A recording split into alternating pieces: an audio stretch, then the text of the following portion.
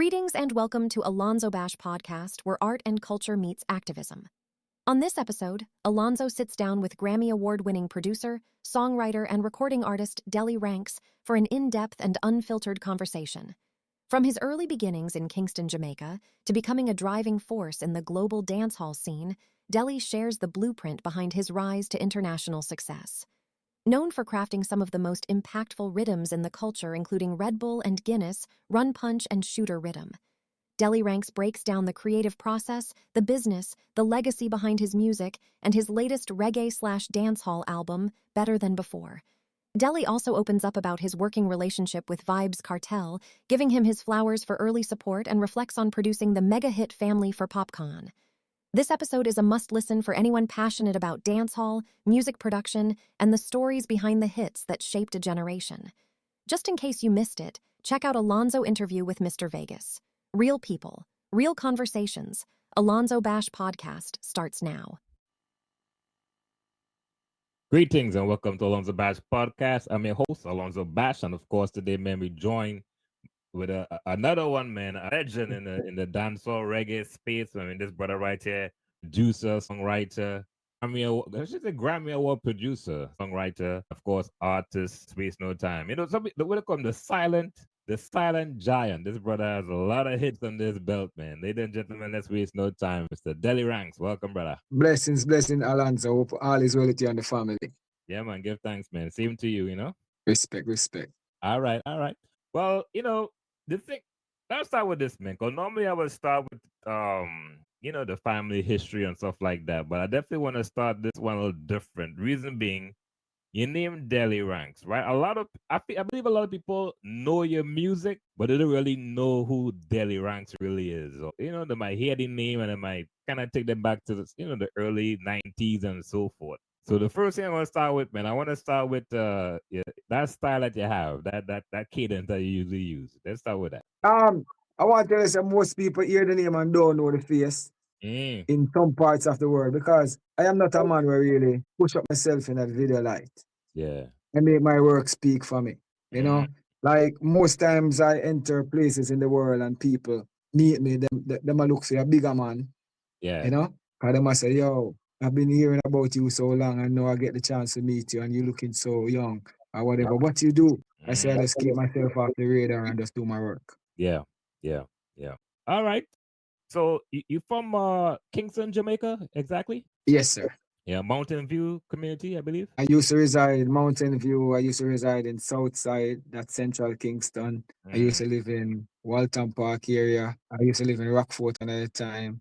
You know, because as a poor kid, sometimes your parents just keep moving and you have to move with them. Yeah. All right, you mentioned parents, man. What was the family structure like? Mom and dad and so forth? Well, my mom and dad was separated, so sometimes I live with my mom for a while, and then the next time I live with my dad. So I have to juggle parents, you know, and I tried my best to don't let my life be that for my kids. Yeah, man. What about siblings? You have brothers and sisters and stuff like that? Yes, and my brother, on my father's side, I'm the oldest, but I got 2 brothers and a sister. All right. On my mother's side, I'm the 4th kid, so I got like 4 other brothers and 2 sisters. Okay, nice. All right, so you mentioned that you moved around a lot as a kid and so forth, a young adult. Where exactly you spend most of your childhood years or teenage years? Well, it's balanced, because some of my teenage years I'll be around my dad, and some I'll be around my mom. While attending high school, I was living with my dad at the time for a period of time, and then during high school, I moved and lived with my mom for a time. Okay. And what high school was this? Chelsea High School. All right, cool.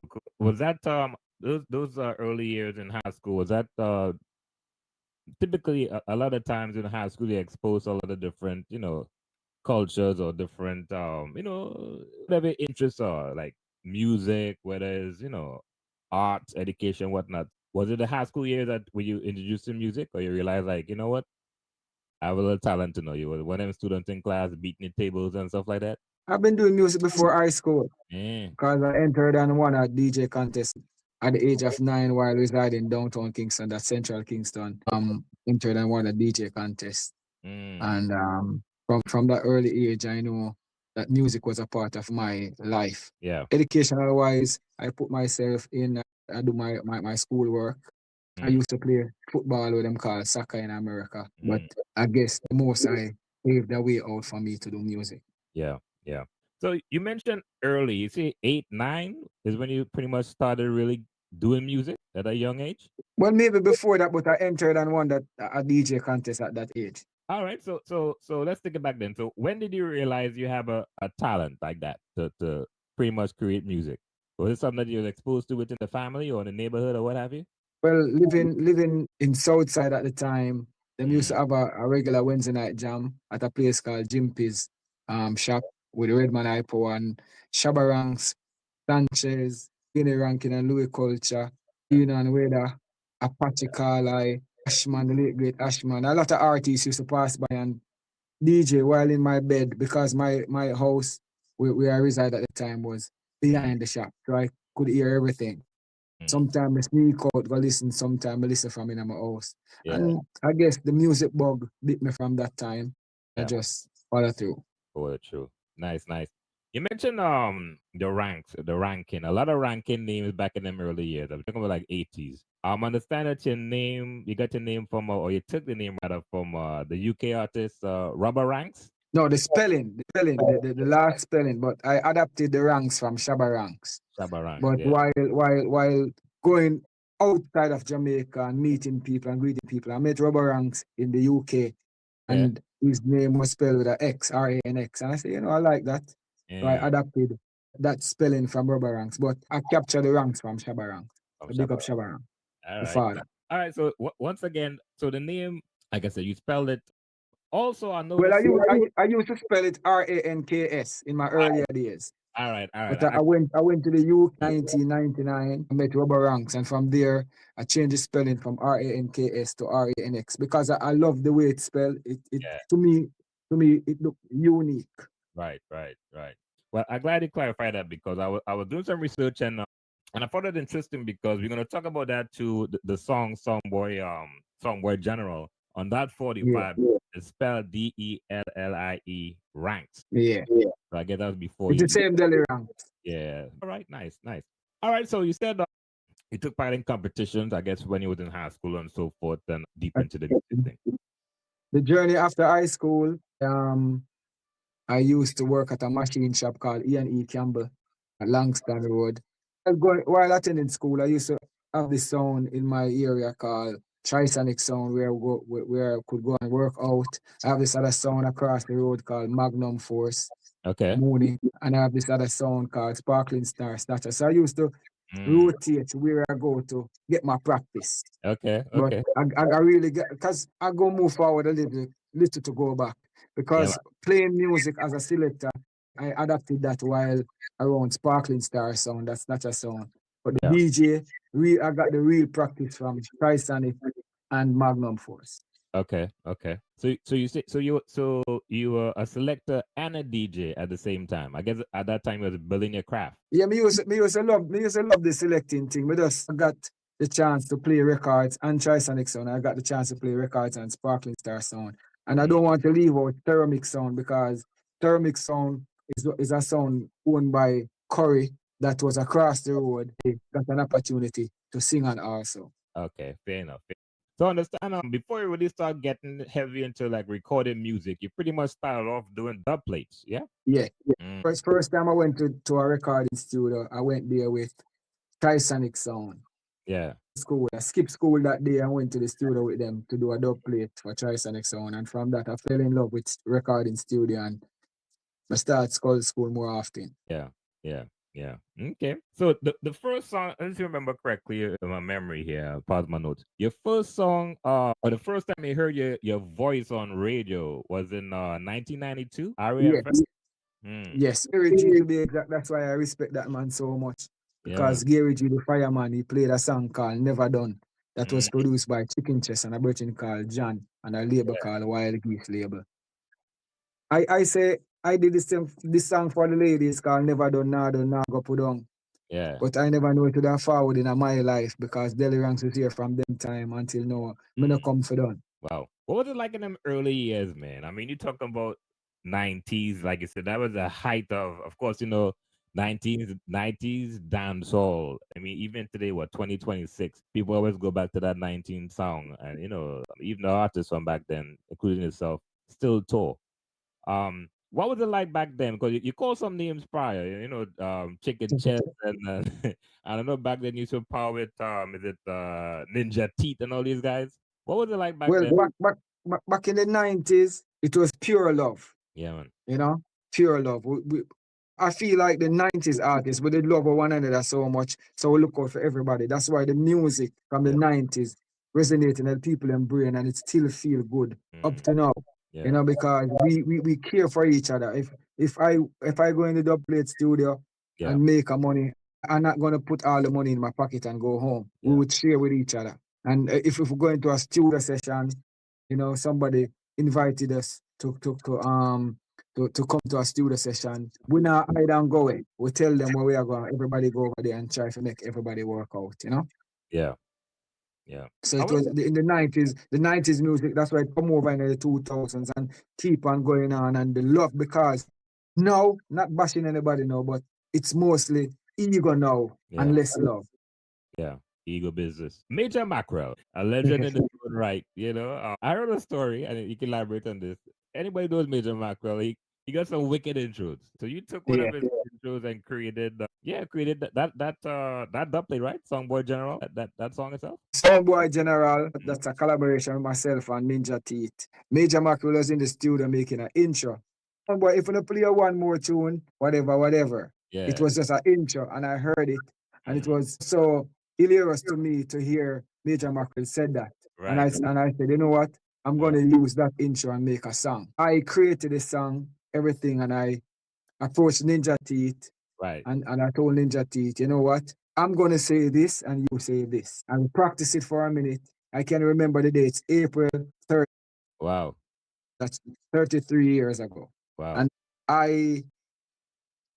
we test it out for a sound called Physical and a sound called Big T. But while in the studio, testing it out for those songs, we never have it locked yet. Okay. LP sound from New York. Yeah. Pharaoh Fish was in the studio and hear the song. He said, yo, me now go back leave that song there. Yeah. And we did it for him that day, and that song they start kill a whole heap of sound. And from there, Delly Ranx really get that break. Yeah, kick off. Help me with this understand, because I'm a student to the game. I would like to pay attention to the historical facts and how things come together and stuff like that. So I'm trying to understand, and something I learned recently, obviously, Ninja Teeth, Ninja Kid. It was a group. They were a group or something. Yeah. Yes. Ninja Teeth and Ninja Kid was Ninja Kids. Like you have Ghost and Culture, you have Ninja Kid. Okay. Like you used to have Louis Culture and Wayne Rankin. Yeah. Was team. Ninja Kid found this song, boom, bye between the girl them leg, and Ninja Kid start off his journey on his own. Ninja Kid was left alone. I was not that established, but I was out there doing my thing. Being a student of the Arrows Dubplate Studio, we became friends, and that's how the relationship, the friendship build up with myself and Ninja Teeth, and we just start do songs from there, and what happened. Yeah. Nice.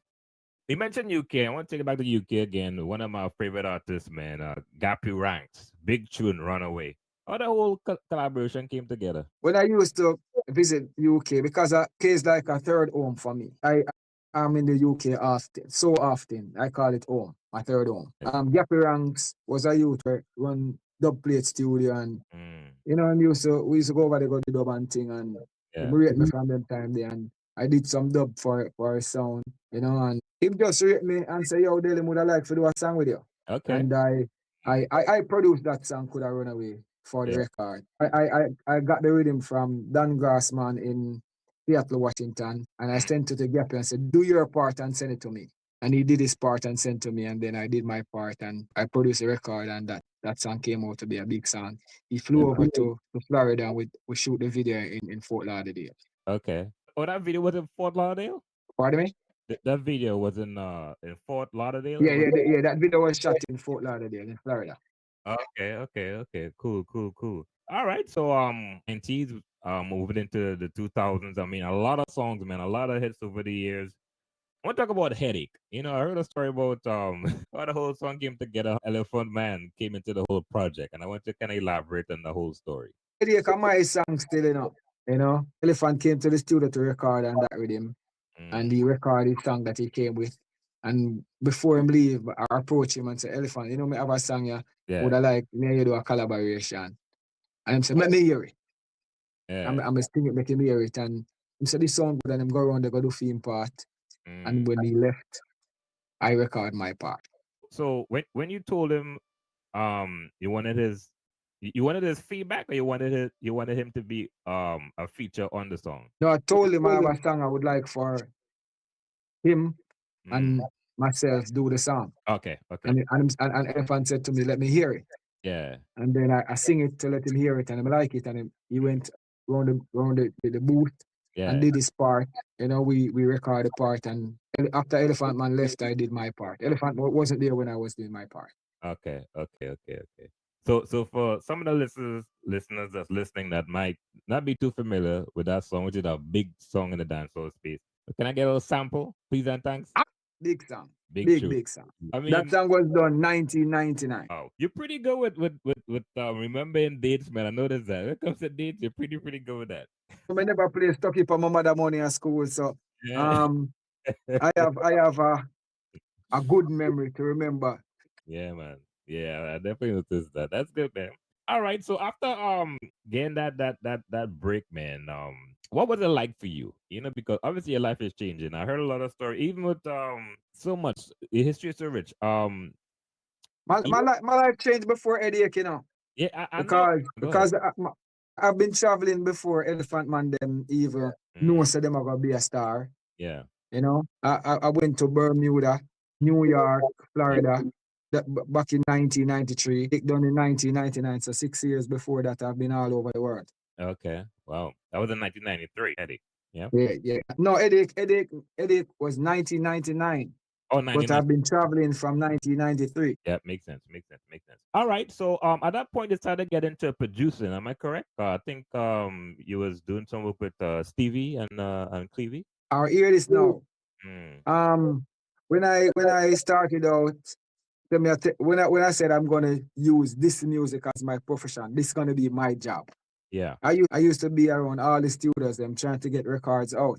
Sometimes when I record for producers, them they put out my song, some of them say my voice too little, some of them put out my song late, you know. And I said to myself, I believe in myself. When I start making money for myself, I buy my own 24 tracks. I approach musician and have musician play beats for me. So I start to produce myself.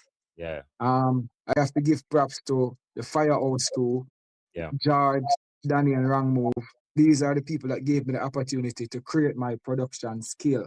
When they used to leave me in the studio to monitor the studio session, any artist me put around there, if me say you can't go around there, you can't go around there. If me say you go around there, as long as me say this sound good, people believe in what I said. So they helped me to develop my production skill back in 1994. So and from there, I know that I get to know a little bit more about keys and bars and beats and all of that, because I didn't go to school for this. This is a natural thing that that was given to me by the Most High. Yeah. You know what? You mentioned that, and I'm thinking to myself as well. It seemed like you know, because people see things in you, you probably wouldn't see in yourself. That's with anybody. But it seemed like you was an artist. It seemed like you had that level of curiosity, and you know exactly what you wanted to do on the production side. And people, like you say, even going and buying your own board showed that you was serious about what you was planning on doing at that point in time. Because you know I was hurt. You know. Knowing that some of the big rhythms them they hear out there creating waves, I got an opportunity to record on them and I don't hear myself. Yeah. You know, that's disappointment, you know. So I said the first belief is to always believe in yourself. And I spend my own hard-earned cash to buy my tape, to my studio time, pay an engineer for mix off my song and put my label them and put them out myself. Yeah. What was the name of the label? Original My name? Was it label is Pure Music Productions. Pure Music? What's Pure Music Productions. all right, Studio 2000. What studio is that? Studio 2000 now, that was run by Steely and Clevie. Okay. Back in 1995 now, that's where I started to develop more like the art of recording. Okay. Steely and Clevie teach me the art of recording. Gotcha. And there I will vibe with them. Some of the great rhythms that them put out, sometimes I have a little input in it, tell them how to play it, you know, and all that. So we get a chance to rub shoulder with the big dance them of music, you know, big dance them in the music, Steely and Cleaver. Them time there's some artists can come through the gate and may have VIP part, VIP access, you know, as my brother we know that would have said. And we just go there and what stuff that I see these people do, you know. But pay attention. Sometimes when I think me not pay attention, I'm paying attention. Yeah, man. Yeah. That's a very that's that. You mentioned Wayne Wonder. I understand you and Wayne Wonder used to was good friends. I would say was, you know, you guys used to Wayne Wonder my big brother, man. Wayne Wonder my big brother. I respect him to the highest level. Respect him from him shoes bottom to him head tapping. Great human being. You know. Well, you know what's going on right now between him and Buju and the whole back and forth things. Of course, Buju Baton as well as a friend of yours. You know the history, you know. So, what's your take on the whole situation? Being as a producer and knowing how these things work, you think it's just a misunderstanding or? Two of them, I know them years, and I do them thing together. I wish it never go the way it go, but you know, if I saw God say it for go, I saw it for go. Them I got iron out things, man. Things I got all right, man. Things I got all right. Well, so you started making your own rhythms. What was your first rhythm? You remember putting out like, you know, it took off and like people like, yeah, Delly, are you that type thing? What rhythm was that? The first rhythm I put out on my Pure Music production label is a rhythm called Old Boom. I do a remake of the Old Boom rhythm. Run God left your old friend, then you find some new friends. You know, I recorded Luciano, Louis Culture, Christopher, Luki D, myself with Burning Soul. I think I record Terry Ganzi on it. And that was mixed by the late great Soji, respect Soji. And when I present my production to the radio DJs in Jamaica at the time, all the DJs were surprised because them can't believe a dancehall man like me produce such a good reggae in a compilation. And everybody me high props, especially Mighty Mike from IRFM, the late great Mighty Mike, because he used to play my rhythm every time I'm going on the radio. Guy McLean, Garfield Hamilton, Dalton, these people used to play the Old Boom rhythm that I put out every time them go up on the radio because them say Delly Ranx is good. And that boosts my confidence to continue to do what I'm doing even to this day. Yeah. Man, you produce a lot of artists over the years. Some big rhythm. Yes, I'm talk about this one big rhythm. I mean, I'm going to get first and foremost, I'm going to let folks know some of the rhythms that you behind some of the big brands. Yeah, some of them are not gonna remember, but like Red Bull and Guinness rhythm, I am the producer for that. Get the Whiskey rhythm. Even the Eddie rhythm, I was a co-producer for that beat until it reached to Beanie Man album that he did for Virgin Island. Virgin Record for my name wasn't credited on Beanie Man track and the album. And that's where I really got more serious about productions, serious about Delly Ranx. Because I got credited on everything else, but the big one I wasn't credited for it. What were the reasons for that? Was it your fault as far as like paperwork? I don't know, and I didn't inquire anything about it. I just know that I'm gonna do my stuff. Yeah, man. Because when I start doing my stuff, I'm not gonna leave myself off. I'm not gonna leave myself off. Yeah. You know, and I did any rhythm that became the track with Sean Paul and Chico Ganja Breed. It was picked to be on Sean Paul's Dirty Rap Grammy album. That's where I got my Grammy production certificate for. I did. Big up Sean Paul anyway, the Sean Paul. Big up Chico too, because Chico was in the studio at Steven Stanley studio when Chico said, yo, Delly, I like to tune with Sean Paul, you know. And I just seized the opportunity and get it done there, and we got great success from it. I did Molasses Rhythm, Rum Punch Rhythm, I did Cherry Tree Rhythm, I did Gangsta Prayer Rhythm, I did Shooter Rhythm, I did Shooter Whiskey, Shooter Riddim. That's which one is that? Is that the one with The Shooter Riddim is the rhythm that Kartel have. How where them feel like them yeah, skin too tough to bleed. And big up Vybz Kartel because Vybz Kartel is a man who always support whatever I'm doing. So we have to give Kartel the props while I'm here to give it, give him the respect and the rating. yeah, And after no time, what most people will remember, Popcaan song called Family. yeah, man, big tune. And the Cotton Swab Rhythm produced by myself. I have new stuff out, like I have the Cabinet Rhythm out now, I have the CSTO Rhythm out now. I have so much rhythms. I don't remember all of them, but That's why. I put in some crazy work. Like I have this rhythm called Stay Arabia also. I had Buju Bantan song called Things That Come Up. We know under Grams Morgan. One of Grams Morgan, to me, one of his best dancehall songs was produced by me. Yeah. A song called Praise the Almighty. Nice. And that rhythm was made and mixed and mastered by myself. Okay. Wow.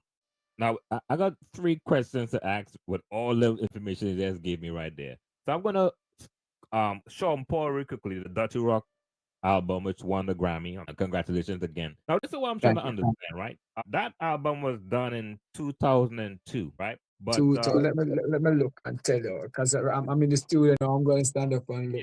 Yeah. Take a look because I'm going to. You won the Grammy it was done in 2002. Right, but he won the Grammy in 2004. 3, yeah. What, 3 or 4? 3. Yeah, he won the Grammy in 2003. So, all right. So this is what I'm trying to understand. Hold a minute, because I don't want to lie. Yeah, I don't want to lie to you. This is an educational movement. I try to understand. 46 Grammy Awards. 2003 Dirty Rock album, Sean Paul. Okay, so it was a year. Okay, that makes sense. So it was a year later. Yes. I'm trying to figure out why was it released in 2002 and then 2004 he got the Grammy. So the 4 was incorrect. All right, makes sense. Yeah, 46 Grammy, Sean Paul, Dirty Rock album. All right, nice. Man, what was it like, man, when he won that Grammy and like, man, I can't believe, I'm part of that project because you got a lot of credit on that album too, Up to now, I'm still enjoying that success because I got the opportunity to see Delly Ranx foster name in a lot of places. And I always tell people, Sean Paul is one of my dancehall king because I always tell them he took dancehall on his back. He never dilute his tracks to create that wave. So he's one of my dancehall kings. So big up Sean anywhere I'm there. Yeah, man. Big up Sean Paul, man. All right. I want to go back to the Red Bull and Guinness rhythm. Big rhythm, lot of artists on the rhythm. Movado, Sizzler, Turbulence. Of course, Kartel is on the rhythm, and he big you up at the beginning too, with this. I'm a done, man. Kartel, I'm a done. But I heard a story, and they can elaborate that Movado, I think Sizzler originally did a song for a different rhythm. Am I correct? I know added to this rhythm. Yeah. The Sizzler track on the Red Bull and Guinness, it was recorded on my earlier rhythm called the Molasses Rhythm, but the Molasses Rhythm didn't took off as I wanted it to. I knew this Red Bull and Guinness rhythm was going to do something to the dancer, so I took the acapella. Steve and I work on it and bring it over. I also bring over Turbulence song on it. I also bring over Mr. Vegas and Mega Bantan song on it. All these songs was on the Molasses Rhythm. Oh wow. Man, that's some genius work, man. That's what you call creative. Yeah, when you have a vision, Yeah, for real. All right. So I took that a 3-part question to all that information to give me. So this is the third part of the question. How do you come up with the name of these rhythms? Because you got some crazy rhythm names, man. How you come up with these names? Red Bull, Guinness, Molasses, all these, Saudi Arabia. How you come up with these names? All right. Like I'm going to start with the Red Bull and Guinness first. Yeah. While Steve and I was in the studio, Steve was playing the drum machine and I'm giving him some direction on how I would like the rhythm to go. Came in the studio. That's Steve. Singing this song called Red Bull and Guinness in my system. Because this song called Red Bull and Guinness that I did with Chino, it was written by Chino. While Steve met the rhythm and I said, yo, put this here, and it make and Chino a DJ. I turned to Chino and said to him, you did a song with Kiprich, named Lego the Boy, but Kiprich get the bus and you never get the bus. Yeah. Me go bust you upon that one, yeah. Me go do that song here with you and me go bust you. Okay. And me go name the rhythm Red Bull and Guinness for this song. But every time them play the rhythm, them I go remember our song. So said, so done. You mentioned Stephen. That's Stephen McGregor? Yes, sir. Yeah.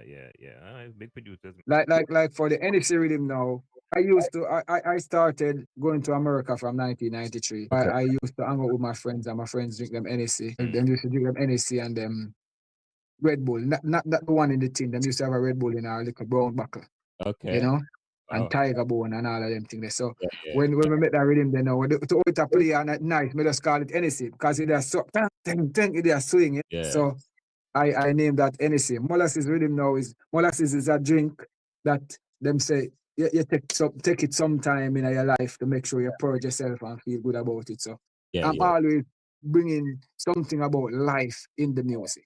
Okay. So that's the reason why I got my rhythm name them. Yeah. That's how I got them. What's the process in building a rhythm? Is something that you laying in the bed and you just hear a beat, or some in the studio just playing with the keys and like what that process usually look like for you? Usually, I'm not the man who make the beat them. I just did a vibe with the musician. So I really tell them how I want it make. Like for Saudi Arabia rhythm now, I am the man that I use my drum machine and I make that beat. Yeah. And I use a keyboard and I did everything for Saudi Arabia rhythm. While making it, I was thinking about I was DJing, give me the girl them with the wicked Islam, and I get a vibe like that, you know? And I build it and I build it and I build it. And then I found myself got inspiration from that kind of beat, but it's different. So I'm going to say, what I rhythm the name again? And they say, the rhythm the name Arab Attack. Okay. So because it's in that area, I say, you know what? It's an Arabic kind of name. They're going to get a Arabian name. So that's how Saudi Arabia came up. Okay. Nice. Yeah, man. Big rhythms, man. Big rhythms. All right. Yes, I. Yeah, I almost forgot the question I had to ask you, man. Reference to I don't write no questions. That's the thing. All right. So, what it is? This is the question. Yeah, you mentioned Vegas, and I had an opportunity to interview Vegas, a couple of weeks back or whatnot. And he mentioned, and I think you're the perfect person to ask this question, because you're an artist, of course, a producer as well. What's your take on AI in music now? You know, it's a big debate going around. You know, me not really bash creativity. Yeah. Because if AI can come out and create something to make the world feel good, we not have no bashing for it. Yeah. All we have to do now is, if we are compete with AI, we have to be better than AI. Because, you know, the people say artificial intelligence, but it must somebody behind it. And if somebody create something where somebody can copy a human being and sound like a human being. Just like how you have the cars them now, what can drive by themselves. So somebody there behind it and program it. So for me, my perspective on it, me hear a song and I like it, and if them say AI make it and it sound good, it sound good. Yeah.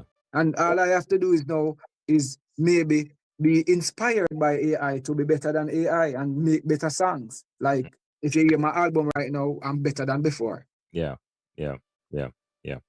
Well, you mentioned and that's a good take. Well, one thing before I move on to that, we're going to talk about better than before, rather, your new album. Do you believe with AI there should be some type of I don't know if it's a warning label, the word I want to use, or some type of indication like this song that you're about to listen to is an AI song? Me not feel so.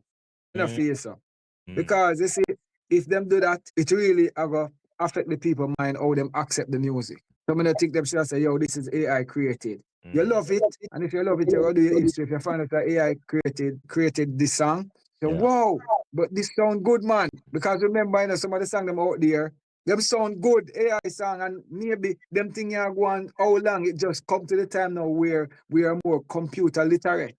Yeah, true. Because some of these great songs that we hear, can give you a simple example like Milli Vanilli. They used to mime. We thought these people were so great. So maybe it's going from them time that we don't know. Yeah, true. Great example, you know. I'm a big Milli Vanilli fan, but very interesting that you brought that up. Yeah, so, you know, so for me, honestly, I not really bash things. Yeah. Even now, because I've learned so much, I've made so many mistakes in this life. I got an opportunity to learn myself and love myself and know how to accept people for who they are. Because I can't be you. I would like for you to do stuff that I like, but you got to do what you like. True. So these are some of the things I'm where like my brethren, family, co-workers know say, yo, we can't blame somebody for be themselves. Before we talk about the album, you made a statement. You made some mistakes over the years, and you don't need to go into no deep elaboration on some of the mistakes you made. But what's one mistake you believe you have made that over the years, or you have in the past, that you felt like it could have been prevented, or the lesson that you learned from moving forward? What me have to say about that question is me not go pinpoint on a mistake.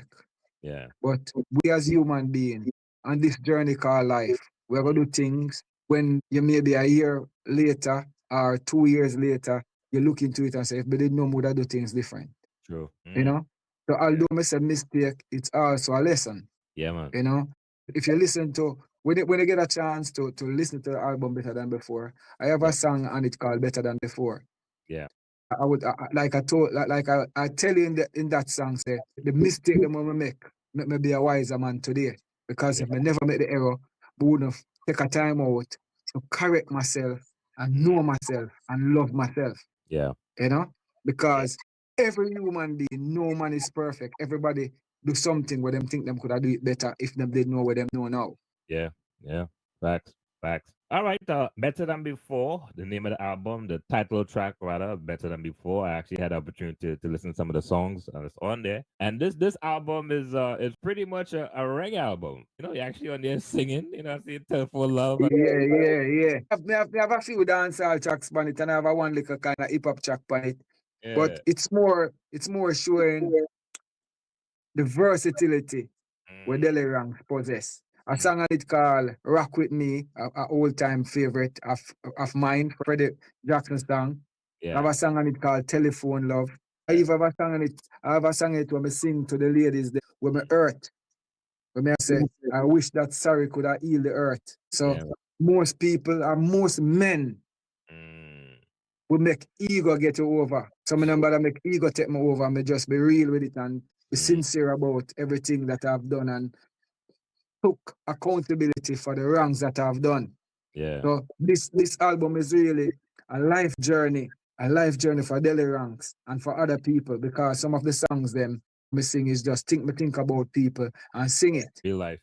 Man can talk to him girl, or a girl can talk to her man and take accountability for mistake and see if it can be better. Yeah. Because the aim is to be better. Yeah, man. That's deep, man. That's deep. Yeah, 14 songs. Like I say, I haven't got opportunity to listen to all, but those for instance, a song called Love Scam. It's so deep. When you play with art, you don't plan to keep. You said all the right things, then you don't stand firm. You leave me with lessons I never asked to learn. That song was written by Doobie. I didn't write that song. That song was written by Doobie. And when I sing this song, even people that I know, girls that I know that I used to deal with, say me I drop out on them. And they say no. But now with them hear the interview, them are gonna say, oh shit, I never even write the song for you. And that's the only song on it. Me not really write. It's a nice, but it's like I said, it's a mature album. And when I listened to the album, like I said, a couple songs I listened to, it felt like a grown big man type vibe, And it can teach you too, because and to how I arrange the tracks them on it, because I'm the one that arrange the tracks on it. I arrange the tracks on it. So if you drive for a long distance drive, or you have a family mood, or you vibe by yourself, you can put it in, it'll keep you in a thinking mood. Yeah. Make you think about life and put the perspective of the song and put your life in there. So I made this song, I made this album for you to look within yourself. Yeah. Yeah, and I guess that's what I meant self-awareness. Self-awareness. When I said it's a big man feel, because like you say, it's I understand the album release date is April the 7th. It's coming up. It's also your third child birthday. Yeah, April 7th. My daughter Bianca, she's gonna be 28. Okay. And I choose this date because more the album ya stand out. So every time her birthday come around, she remember her father album. Say, my daddy do that one especially for me. Yeah.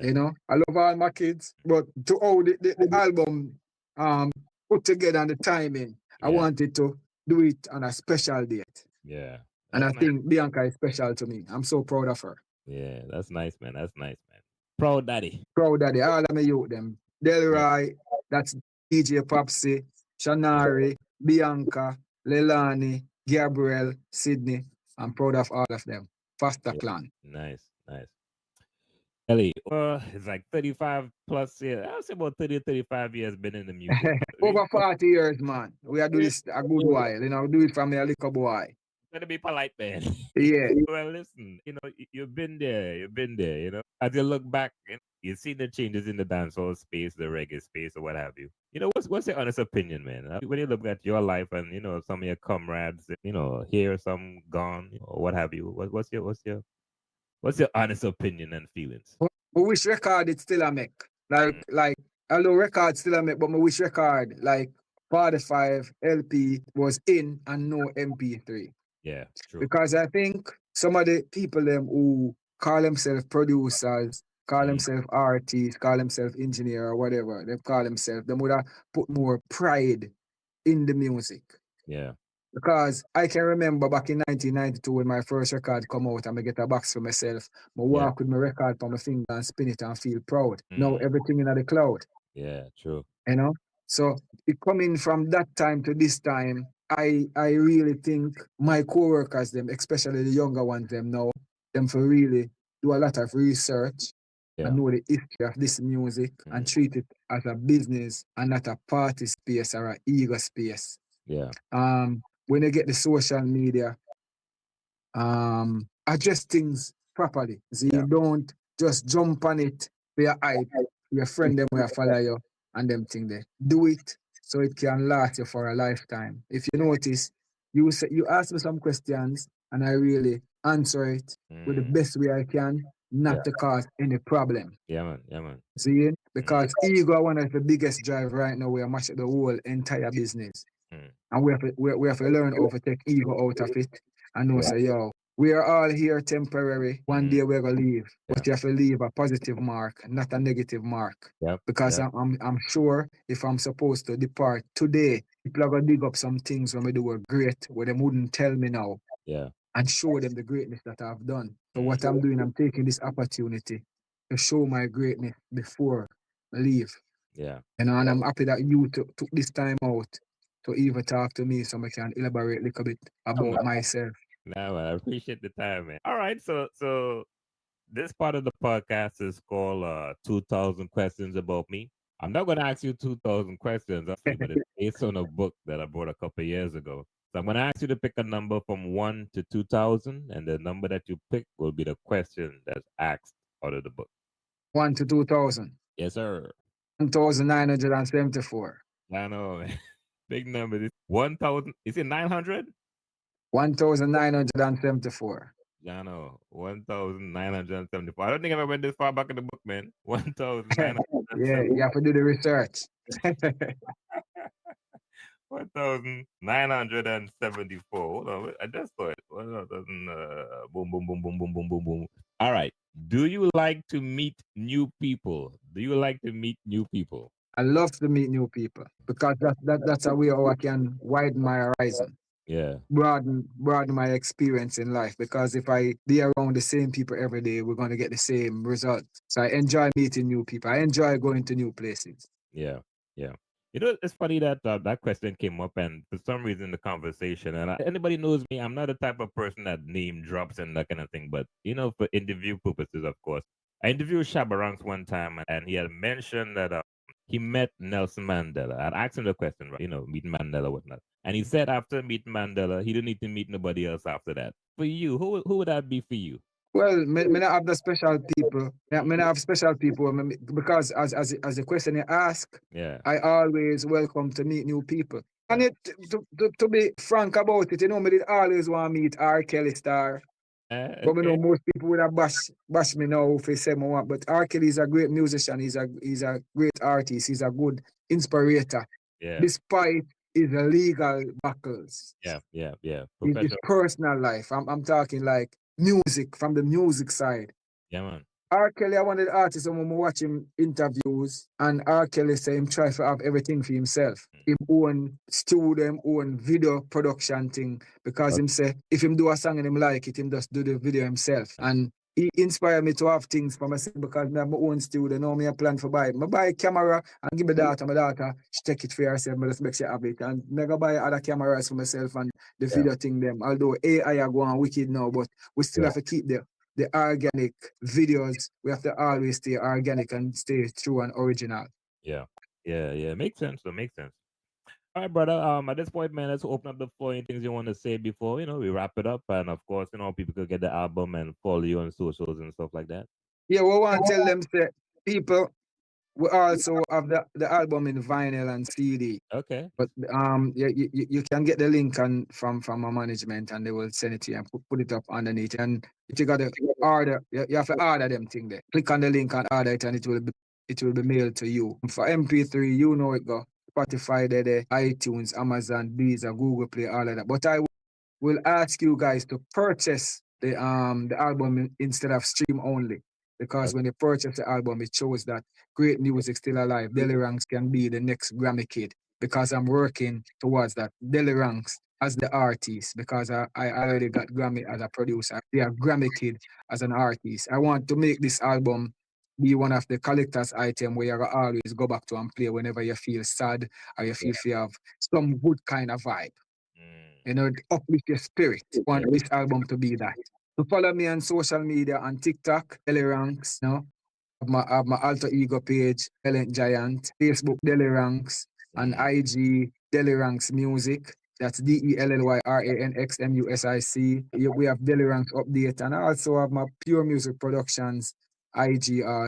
And you can type in Delly Ranx name in any Google engine and some will come up and you follow me from there. And I just want you guys to support what I'm doing because what I'm doing, I know I'm only doing positive stuff. Yeah.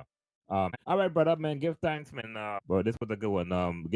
Listen, I appreciate all your contributions over the years, man. And you've definitely been an inspiration to many, including myself. And like you said, man, sometimes you gotta just sit back and one more thing before I go. This is very important. I'm telling all the people out there, find somebody where you can connect with to make your life better. I have this youth called Viga. Viga is my producer. Viga and I produce this album. Viga is House of Star Records and Pure Music.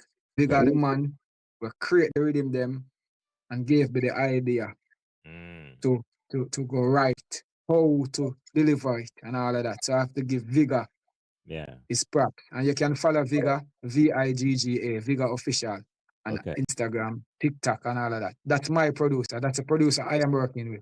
He's producing me. I always produce people. Number find somebody to produce me. And I believe in him, and he believes in me. So Viga, big up yourself. God bless you every time, brother. Yeah, man. Give thanks for that, man. Yeah, man. So once again, man, give thanks for the time and, of course, your contributions to the art and culture over the years. Definitely put in the works, you know what I mean? So you deserve each and every accolade, now and of course in the past and now and moving forward, man. So once again, give thanks. Yeah. Respect and manners, brother. And thank you too for having me.